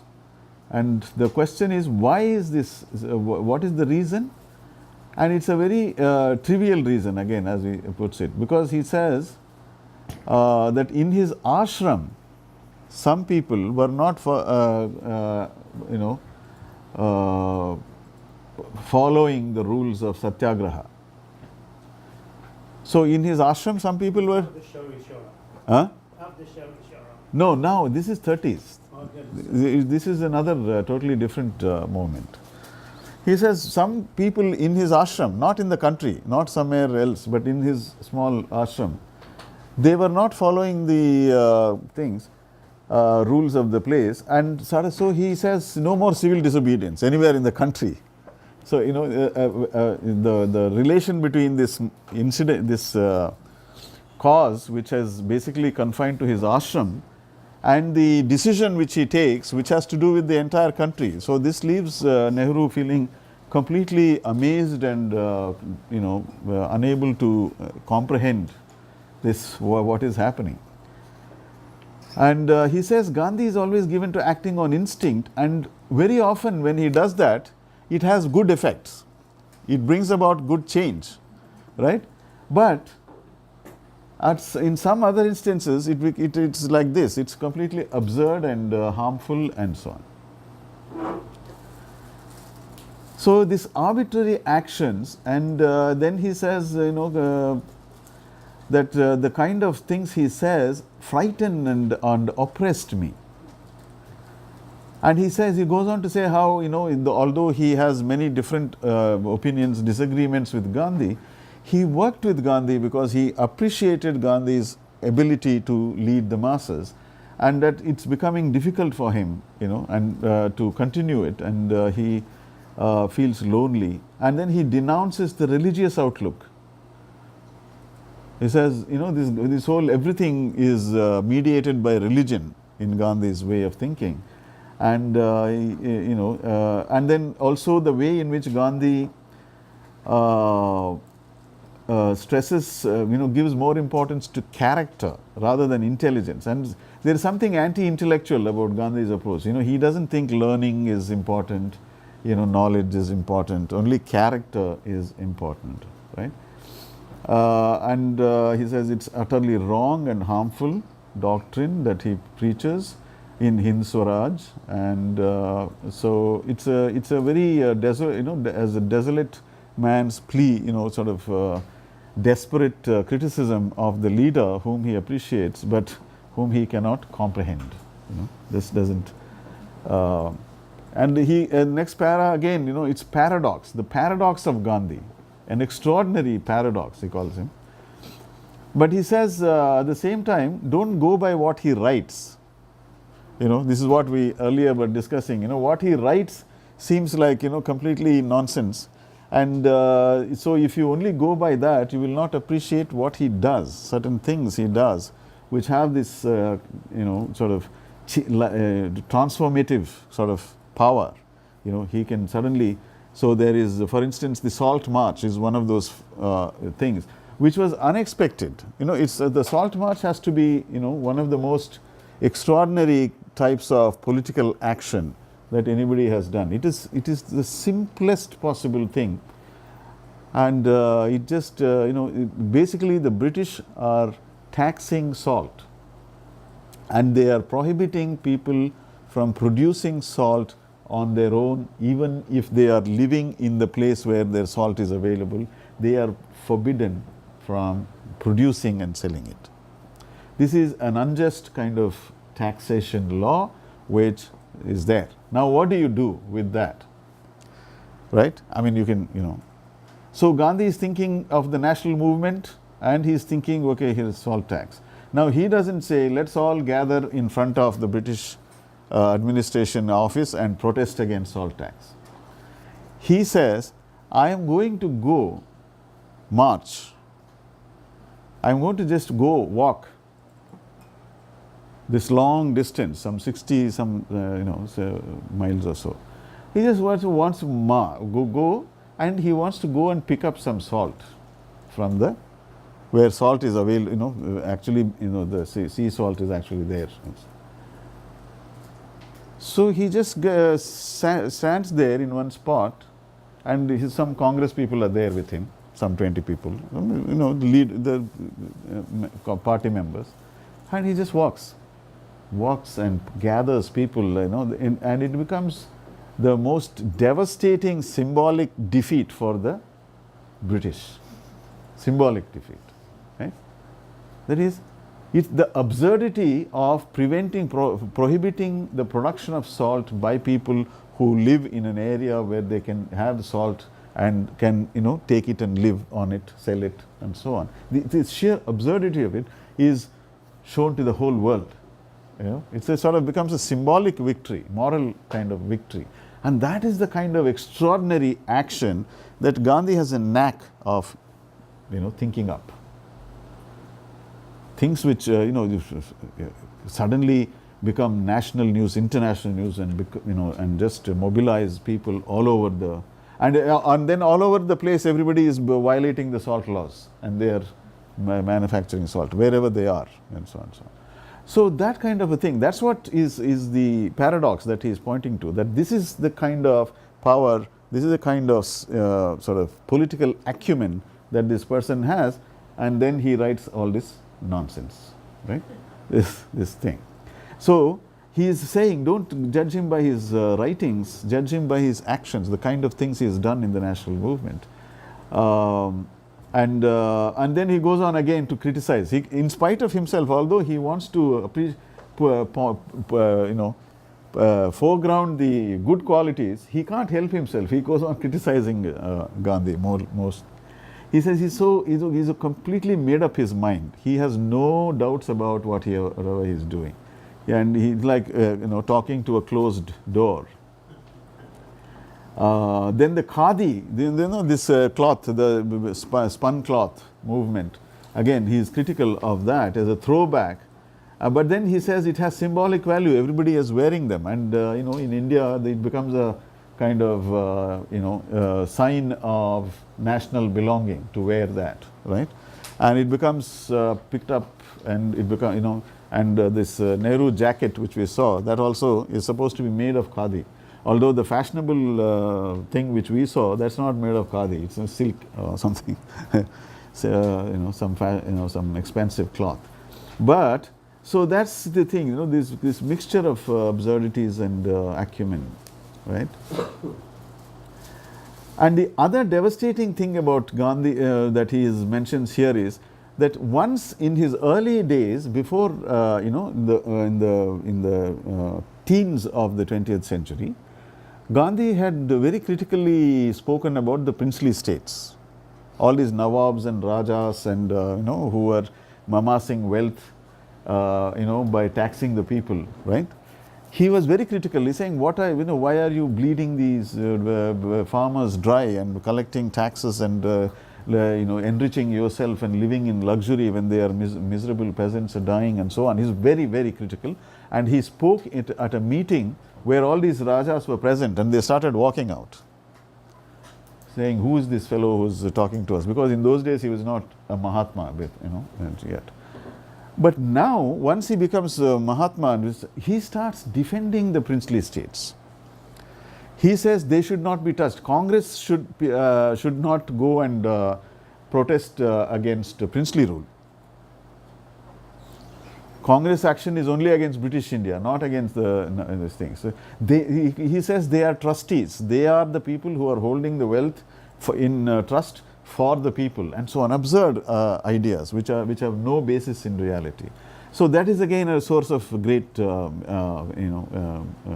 puzzle, a big puzzle for Nehru. Right? And he defends the talukdari system, which is again one of those things. Hierarchy is built up by the British for their own tax purposes, and which basically is an oppressive, exploitative, highly cruel and police sort of aided system which entrenches class divisions in the most feudal fashion. So he is defending all of these things without feeling the need to explain to anybody in any language they will understand why he does so. It's as if it's my thing. And money lenders and everybody, right? So it seems as if Gandhi is now, his main thing is to maintain the status quo. So it's as if he has become one of those kinds of people who want everything to remain the same, right? But it's not, because basically what it is he has decided that there is some sort of time for inaction, and whenever he feels the need to act, he has to give the direction, and it has to happen according to the way in which he orders it, right? Then there is a critique of the non-violence principle, and there is a whole discussion of violence versus non-violence. What is the option? How can you you cannot simply say non-violence under all situations. There are many situations in which violence is already taking place, because even if you have democracy, to maintain democracy, you necessarily have a violent state apparatus which will impose democratic values, because there are those who oppose democracy also. Then what do? You keep quiet. They say we don't want it. A few people say we don't want democracy. You are going to keep quiet and not do anything, and so on. So these are tough questions, right? And that there are situations where just wars can be fought, right? War can be just because it is the war of the the oppressed fighting the oppressor. That you can't say no violence and so on. So there's an extended critique of the whole idea of non-violence. While he is saying obviously, as far as possible, if it's possible to gain something by non-violent means, it is correct. One should not simply indulge in violence for the sake of violence, but there are situations one cannot deny where violence becomes a necessary thing. The other aspect of this non-violence thing is that all the capitalists and the zamindars are adopting non-violence. They are telling the oppressed people, see, don't be you should not be violent. Gandhi says, and so on. So it becomes a kind of a weapon. Non-violence becomes now an ideological weapon in the hands of the rich and the powerful against the poor and the suffering, right? They say, what are you doing? Gandhi, will say, scold you if you. Protest against your misery, right? So, so the whole question of compulsion and whatever it is called, the coercion question, or whether you have to convert. Gandhi's idea is that you have to convert people to your idea. You have to tell them, look, my idea is better, please come with me, and so on. And if they don't, well, they don't. So that means status quo, leave it as it is, unless people change on their own through the mental sort of change of idea, change of argument, and so on. So this is basically what we have gone through is the last section, about 150 pages or so, of Nehru's autobiography, in which he is giving vent to his feelings, he is expressing his sort of sense of isolation, his political dilemma, the dilemma of being somebody with a different different beliefs, but who still thinks that Gandhi is the vital component of the freedom movement, without whom nothing is possible, and so on. So the paradoxes, as we outlined in the beginning of the class, that whole thing, this is where he is. And as I also pointed out, the other irony of Indian his struggle for independence is that many of the things that he himself says are absolutely necessary, vital for an independent country, he himself is unable to implement, because the forces are not, he does not have full command. And it's not, there are too many, Congress is dominated by those very liberal or these kind of status quoist forces to such an extent that he is unable to implement even those simple institutional transformations that are vital for an independent country, and for which he argues with so much conviction, so much credible arguments that he provides here. He is unable to implement those. But that comes later. We will go over that when we come to these set of readings, which are of course post-independence critical reflections on the Indian freedom and colonial experience. So there we are. So as I said, the major themes that I have just put together here of these chapters, Nehru's, are basically the question of Indian liberalism and the dominion status question, whether independence or dominion status is the option, and what Indian liberalism stands for, which is basically the status quo. And then you have the contrast between the status quoism of the liberals and the status quoism of Gandhi, which he comes to at the end. And what is the difference, whether there is a difference. But also he is telling us that Congress is full of the same liberal thinking people, the same status quoists who don't want to change the structures.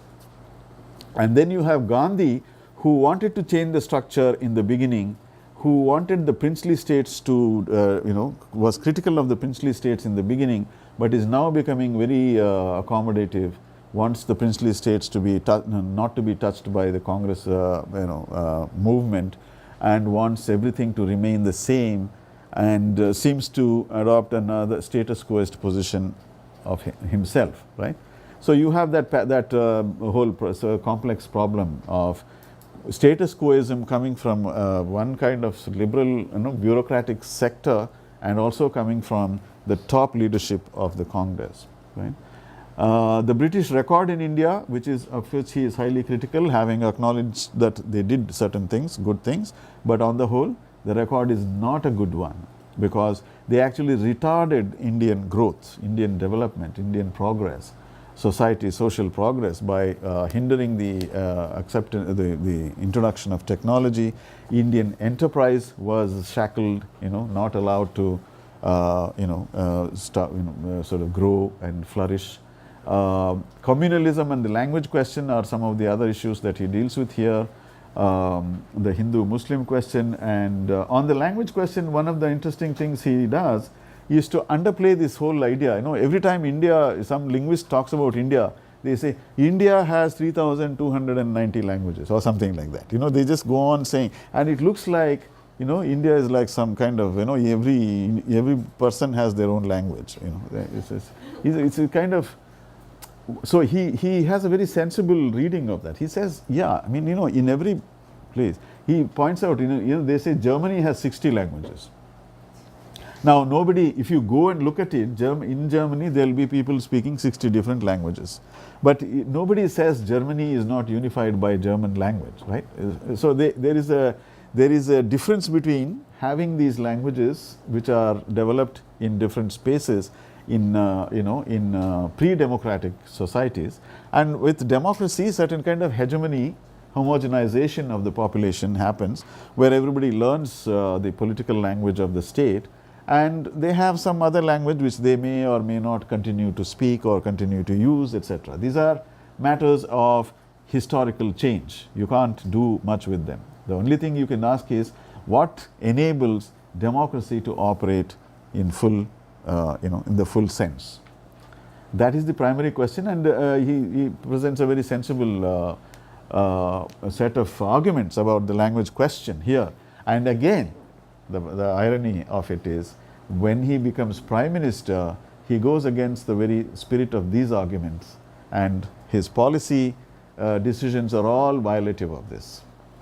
He tries to not implement these things. So it's a very interesting thing that many of these, which were accepted, adopted with full conviction in the time of independence, the freedom movement, become somehow difficult to implement, or they become reluctant to implement them when it comes to actually, picking up the gauntlet, as they say, to actually do the necessary thing.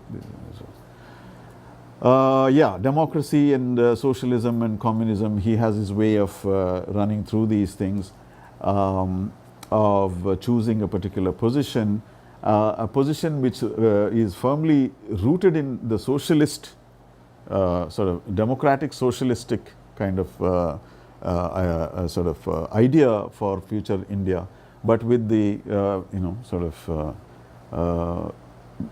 Gandhian element, factored in, right? Yeah, and discussions of the paradox of Gandhi and non-violence, truth, means and ends, and etc. Right? So these have been some of the major themes of this. So, comments, questions? Something about the trusteeship. Trusteeship. Yeah, the trusteeship idea, it's not Gandhi's idea, but it's an idea which was prevalent in the 19th century European socialistic thought, I think. That there should be trustees, people who hold in trust something for the people. So in other words, if you have a cooperative, right, obviously there will be trustees. That is, somebody has to keep the resources of the cooperative in trust and give them back to the people when they need it, right? This is the trusteeship idea. Now Gandhi, in some ways, in some places, he is talking about trusteeship as a possibility in the rural village sense, economy, where the zamindar, he talks about the zamindar, the landowner, the rich landlords, as trustees who hold the wealth of the village. Obviously they have more of the wealth of the village than the peasants and the landless people. But he defines it as that they are holding it in trust. He thinks they are trustees, which seems an absurd idea, right? Because the landlord is not going to give, freely give it back when you. The small element of truth in that idea comes from the fact that the landlord needs the people as much as the people need the landlord. So in the sense, the landlord is not somebody in the traditional system. The landlord is not somebody who earns the money there, keeps it, takes it and goes somewhere else and spends it. Right? The landlord's spending happens in the, So in a way, the landlord's luxurious life is part of the village life, as it were. So in that sense, everybody participates in it and so on. So, there's some remote possibility of saying that this is different from capitalistic profit earning. The capitalist earns a profit, but he doesn't spend it in the factory situation with his workers. The consumer, the capitalist as a consumer, he is consuming in a different location, in a different economy, isn't it? He's not. So he's not. After the work is over, he has no connection with the worker. So in that sense, there is a difference between the rural economy and the modern capitalist economy. The traditional, but it's a very small thing. Because they are exploitative. The zamindars are exploitative. They are extremely cruel. They impose. They expel tenants if they don't pay the tax. They impose a tax which is unrealistic. They try to increase the share. If the sharecropper is giving you 1/3 today, tomorrow they'll say, I am taking 2/3. without any reason, or if there is a drought, can you say, this year there is no harvest, so I cannot pay the taxes, you will be evicted. So this is the system. There is no trusteeship relation at all between the two, right? So the entire trusteeship idea employed in this kind of situation is not very convincing on the whole, even though, as I said, there may be some difference between the profit-making capitalist and the locally resident landlord in terms of how they, what is done with the wealth, but it's a very remote thing. Before Professor raised very well questions, may I ask about Bihari, the identity of Bihari? Bihar.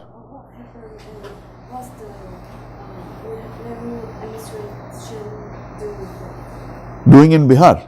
The Bihari identity after the partition, the refugees, the Bengalis. They choose to be Bengali. No, which one? The East Bengal? How did the administration do their stand towards them? The partition refugees. Yeah, the refugees. Refugees from Bengal and West Pakistan. Yes, Bihari. Or Bihar. Oh, okay. You're talking about that partition of Bengal, where there was a change. The administration, there was a separate state of Bihar was established. That one. See, that happened in early in the no. That's not in Nehru's period. Yeah, 1910s, the teens is when that happens. The other thing maybe you're talking about is Biharis in Calcutta, the migrants. Is it? No? Because all the, there are a lot of working class Biharis in Calcutta, taxi drivers and so on. And there is some kind of, I guess, separation between the Bengali and the Bihari. No. Sorry, I don't know. So may I ask you, can you somehow link this Nehru song with the later socialist and communist movement during 1960s and 1970s? Does this movement based on entirely different set of ideas, or can we still link it with the Nehru? Because after he came to the power, he conducted the land reform and so on and so on and so on. No, he didn't. He didn't. Or then the land reform took place. See, land reform is actually something that was undertaken at state level, not at central level, right? Because states had that particular department under their control. Now, what happens is there are some states where either because of a reasonably progressive Congress government, or because it's a left government, or because there is a left presence, strong left presence, so they are forced to undertake some land reforms. Yeah? Some places. So the basic impulse for land reform didn't came from the Congress, but from the law? No, so in some cases it could have come from the Congress also, but because there is left presence there, so there is pressure to do something. But in most cases they didn't do anything. Land reforms did not really take place across India, and that's one of the failures. So wherever communists came to power, they introduced some land reforms. But even that was not full, because there is so much opposition from other, So what happens is, in India you have this peculiar condition of communists becoming, forming a government at a state level. But the center is Congress. And after independence, Nehru becomes completely anti-communist. In Kerala, there is a southern state where in 1957, a communist government was formed. Elections, they won the elections. It is in fact in the world's first communist government, communists, coming to government in that electoral, by elections. It never happened before. Within 2 years, Nehru dismissed the government because there was tremendous pressure. When the Congress is full of the landlords are all in the Congress. So they are, cooking up all kinds of accusations, this, that, conspiracy theories, and so on. And there was a political crisis, and the government was dismissed. But even in that short time, they did some land reform activity. And in fact, that's why they were thrown out, right? By then, Nehru is no longer there. Nehru dies in about 64, and then his daughter becomes the with some gaps in between, becomes the prime minister, and she adopts a particular type of what you might call a very progressive dictatorship type of rule. It's actually been called authoritarian populism, right? That kind of a rule. She adopts that. She introduces welfare programs. What she does is, see, the Congress system, basically how it worked was, until the late 60s, how does the Congress system work? It works by using the zamindars, landlords.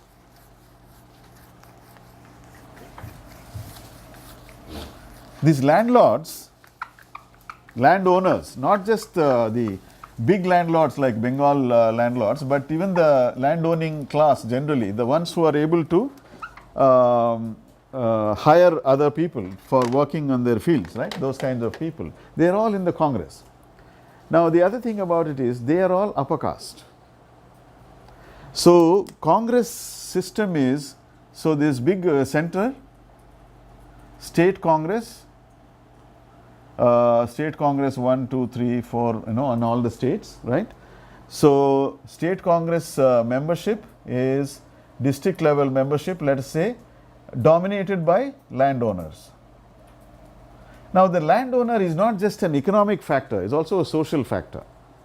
That is, generally in a village, the landowner says to the peasants, you vote for that Congress candidate, right? So, they go and vote, because they have other kinds of obligatory relationships, ritual relationship, they have other kind of social relationships of various kinds.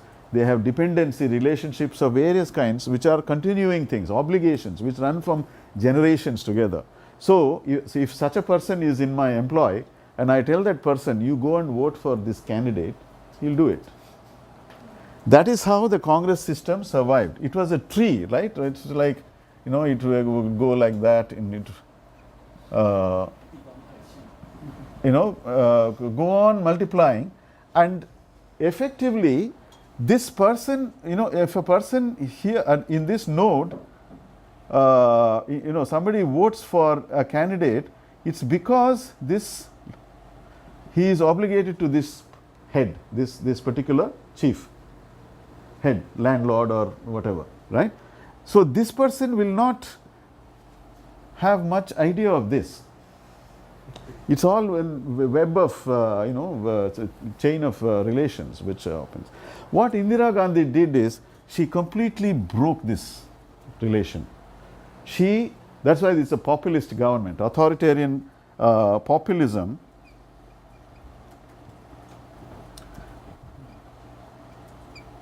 She is the most charismatic figure that the Congress has ever produced after Gandhi. And she had some of that kind of authoritarian sort of, she can do whatever she thinks of doing. What she did was, she appealed directly to the people in their mass identity as poor people.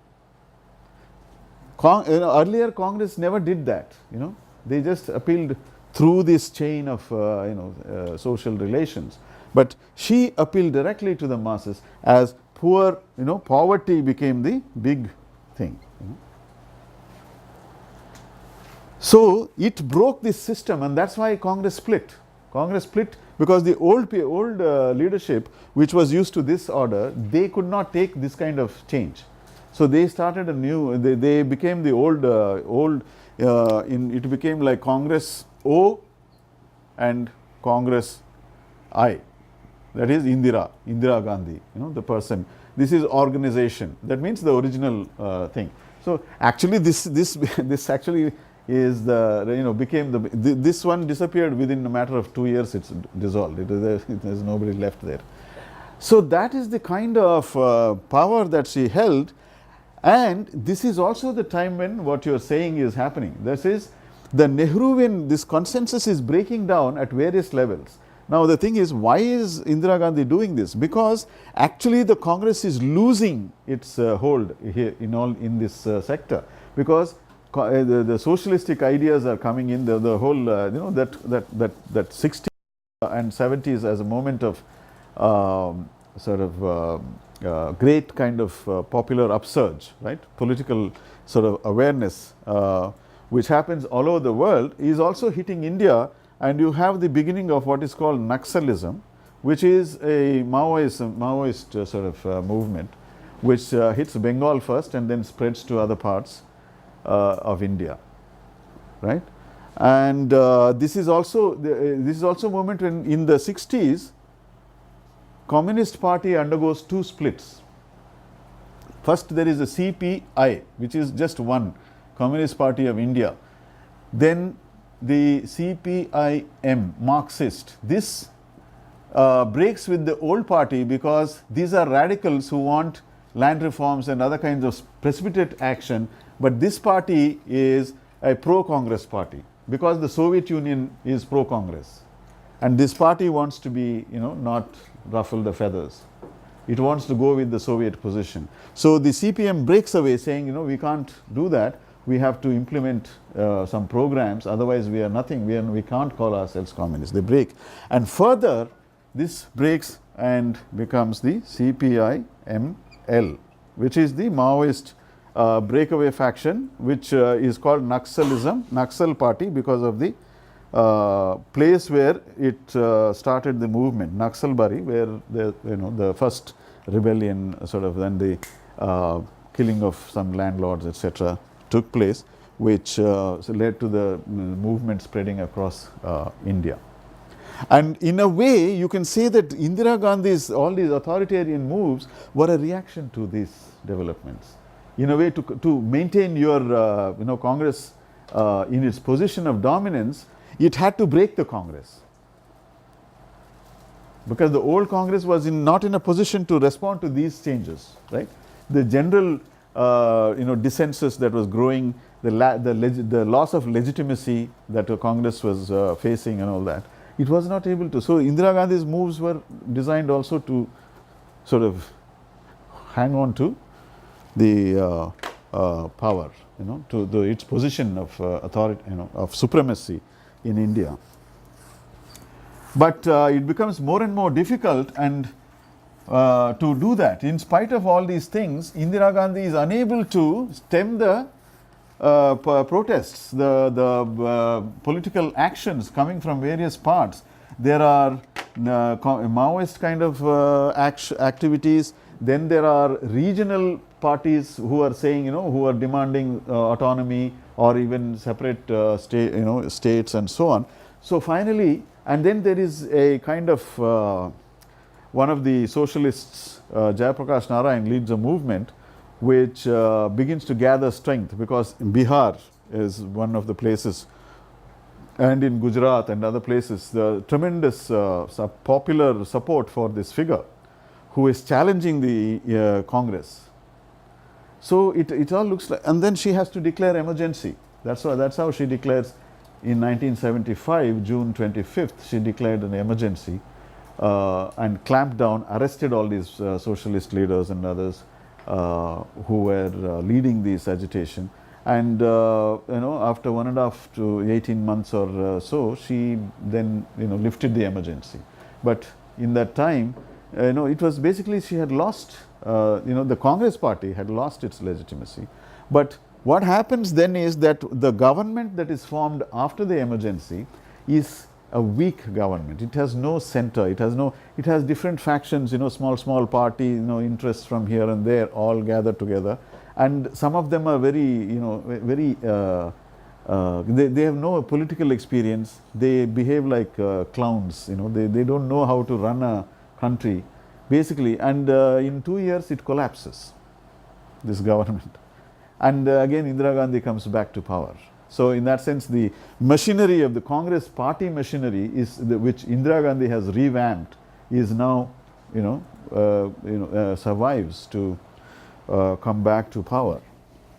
So that's kind of, how it sort of. Gandhi and Nehru relationship.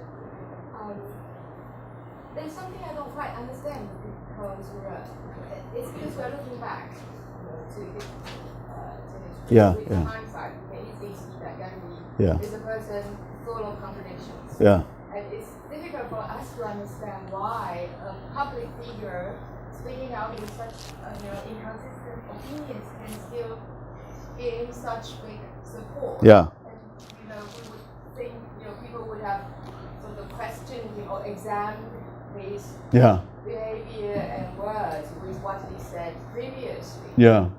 So I suppose he simply has such charisma. No, but see, for instance, Nehru is doing that here. He is. And afterwards, then he must lose some credibility in public. But then I think perhaps Gandhi knew very well how to stand, together with the general public. So probably he was making conscious compromises, to be sort of representing the larger population, the majority of India. And then, so I wonder he himself knew that the ideas he presented was not workable. For instance, this nostalgic way of saying, let's go back to the old way of life we used to be, and let's come back to the old Indian traditional life. After such a long period of colonization and being in contact with Western technology and all that, Yeah. there's no way going back. I'm sure Right. he knew. But that's probably he thought that was what can be convincing. Yeah, it's not convincing, but it has some attraction. It is able to. Attraction perhaps to the general public. So. Yeah, so it is something which is not easy to figure out. I mean, it's not, in the sense, there is some way in which it operates without asking for conviction and implementation. It's an idea, very romantic. He's presenting to Yeah. people, and perhaps inside his mind, he knew very well that Nehru is the one who can, sort of help India going forward. And Yeah. that's why, in reality, he supports him. Yeah. I mean, one of the ways in which, this romance novels, what people read romance novels for, what is the thing? Do they want to have the romance that they read about? It's very, and many of these people who study these romance novels, you see, it's not about wanting to do about that. It has some other role. That it's not a, some realistic possibility. Yeah, I would like to make a suggestion. It always reminds me of this guy called Max Weber. He's a marvelous theologian to be a sociologist. Okay. Because he's talking about two totally different roles. One is the prophet, Father. and the father, the prophet. Okay. And then the other is the clergy. Right. The clergy build up the whole bureaucracy, but doesn't really have to believe Right. what Yeah. is preached. Right. Okay, the one who preach always been sold out by the clergy. Yeah. Playing the kind of role. So I think what in his terminology it is routinization of the whole idea, of the whole fantasy, of the whole other world aspiration. It Right. will never materialize. Right, right. But Okay. it is aspiring. As- It's the leader's charisma Right. that from you mobilize people's emotion. Yeah, yeah. But in the implementation, you got to have somebody like the design. Nehru, yeah. Nehru. Okay, play the bureaucrats and play the clergyman. So, and I think that makes some sense in most of the so-called radical political change. You have to have a leader doesn't need to be really capable of doing things, but can mobilize. Yeah, but the thing is, there is a sharp difference between the ideas of that person and the implementing agency. Yeah. The Nehru will never implement Gandhian social program. Is not his cup of tea at all. Right? So that's the thing. It's not only that it's not that he will give the ideas and somebody will implement them, but he will have ideas of his own which have a certain limited role to play in his own life and in the life of a few people around him. But otherwise, his role is purely a symbolic role. In this sense, Gandhi sounds like a political and religious cult leader. Cult. No, you're not even that much of a cult, because people speak very denigratively of Gandhi in everyday life, because they, they're like, what are these ideas? So, for instance, in the Congress, nobody in the Congress, you saw the tone in which he discusses Gandhi, Nehru here. This is standard in Congress. In the Congress at this time, 30s, 20s, and so on, they say, okay, wow, he's got a great knack for mobilizing the people. Otherwise, they say he's a, dreamer, he's absurd, he's irrational, he talks nonsense, and so on. Nobody had any illusions about it. Sorry, you had. So, from what you're doing and from what you're presenting, it's somewhat different from that. But I have a thought of mine. I'm hoping you would comment on how successful do you think Nehru is in terms of seeing him as a kind of nationalist figure, and in terms of the idea of the kind of Hegelian idea of desiring in your own self-image, right? Having a independence, that kind of self-desiring idea. Because from what we read of Nehru, at least from how I see it, it kind of seems like his kind of nationalism and his kind of idea, it still takes a lot of the Western idea, because he is in part, kind of educated there, right? And so how successful is he in the kind of his kind of independence, and what kind of independence is Nehru kind of talking about?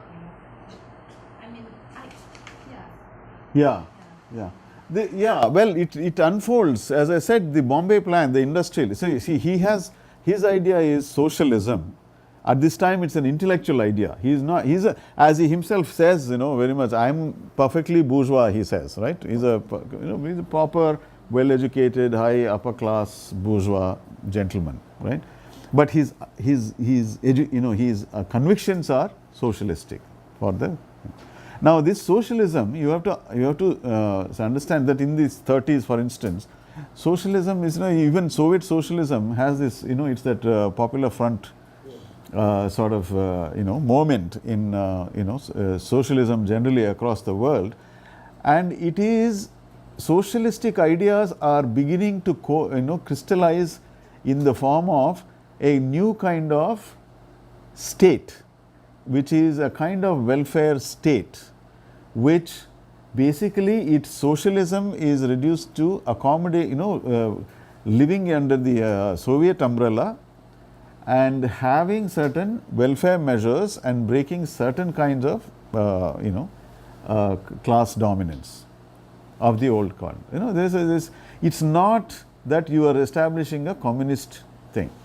That's not what socialism actually meant.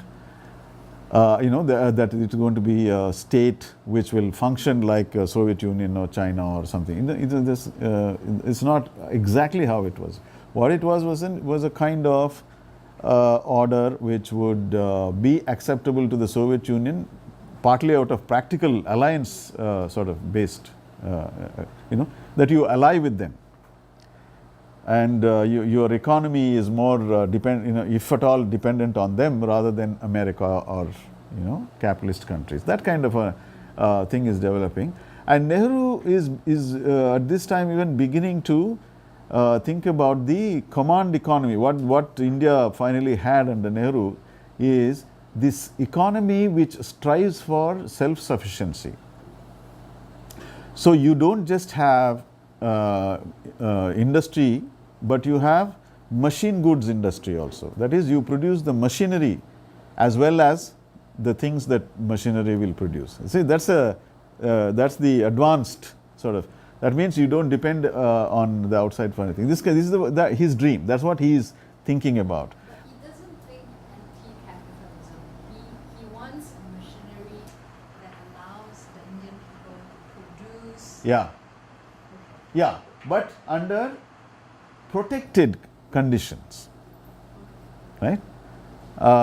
So not entirely open economy, free market economy. That's basically socialism in those days. In the mid 20th century, socialism meant not giving free access to American and other capitalist economies to run run free in your country, but protecting the economy, regulating economic activity seriously, having all kinds of price mechanisms which are imposed by, you regulate the price of petrol, you regulate the price of, you pay subsidized prices to the farmers, you guarantee minimum guarantees, and all kinds of protective measures which sort of prevent consumeristic modern industrial economy from sort of spreading too rapidly across the country. That's roughly how it was envisaged. So that is Nehru really. That's what he is. It's also very typical, how should I say, post-war,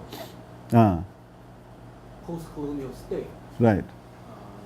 Most of it, Yeah. the socialist tendency, including Indonesia, for instance. Indonesia, yeah. Depart from Yeah. for self-efficiency, non-reliance. Right. So this would lead to, I don't know whether eventually you will talk about this Nehruvian phase of, say, the Bandung moment. That's non-alignment as But these are the states which work in pretty much even within, so-called communist China. Very similar spirit. Industrialism. Exactly. Yeah. No, see, the other thing about that fact is that, see, you have socialism and parliamentary democracy, right? Now, the interesting thing about it is, of course, even in Soviet Union they have some election type mechanism, but as we know, 99.9% of the people vote, and out of which 99.8% vote for the government. There's no that's how the elections used to be there in the Soviet Union. But the thing is, here the elections are free elections. No obligation to vote in India. In the 50s and all that, voting percentages were like 40-50% of votes, very low, compared to many other countries. I was shocked. I mean, in the sense, we had that election conference, right? Elections conference where some extremely interesting papers. In Japan has always had percentages like over 80-90 of percentage. In India 50 was like an average for a very long time. Recently it has gone up. More recently it's gone up to now 70, 65, 70. But it's free elections, you vote. And the other thing is, as we saw, the election, choice of candidate is based on all kinds of considerations which are social obligations and ritual and economic obligations and so on. And then there is this kind of socialism, right? The state adopts a socialist, it adopts the name socialism, right? Now what does it mean? Actually speaking, if it is this problem of you can't define it in any way other than socialism, when what you are actually doing is a kind of dirigism, right? A directive kind of state which has the task of remaking the population, doing welfare activities and so on, and that is that is the name for it is, which means that your electoral process is not going to be perfect. It's going to be it's just going to have a symbolic value. It's not, it will of course determine who wins or who loses, but it is not a decisive thing in terms of, that's why in India, as in many other places, the planning sector of the state is insulated from the legislature, right? The legislature is supreme in a democracy, but the Indian Nehru is actually the theorist of this dual thing, which means that you don't let the legislature interfere in the work of the socialistic work of the state. So you put the legislature, you place some kind of a insulating barrier between, So the bureaucrats, they are all educated, highly technologically capable people, and they want to do a job, like they want to implement family planning across the state. Now, if you go to the legislature, you'll get all kinds of problems. So they want that freedom to act without this thing. So that is socialism, if you like, that duality, where the state has freedom, the state bureaucracy, the technocracy has the freedom to act in order to bring about change, right? In order to implement various activities, and where there is a legislature, but there is a limitation on its, powers of decision. That's the. Do you have other more systematic kind of, it's like the discovery of India. Is that text, does it have that, does it talk about this dualism? No, Nehru's he talks about these things in the later part, where that is when just before independence. When they are deciding what kind of things, when they are setting up a planning commission, when they are setting up the constitution, how, and all that. That is the period when there is an article which is extremely useful in this regard, which is, there are two chapters in Partha Chatterjee's work. One is the last chapter of nationalist thought in the colonial world, the last chapter, and the other is a chapter called the National State in the Nation and its Fragments.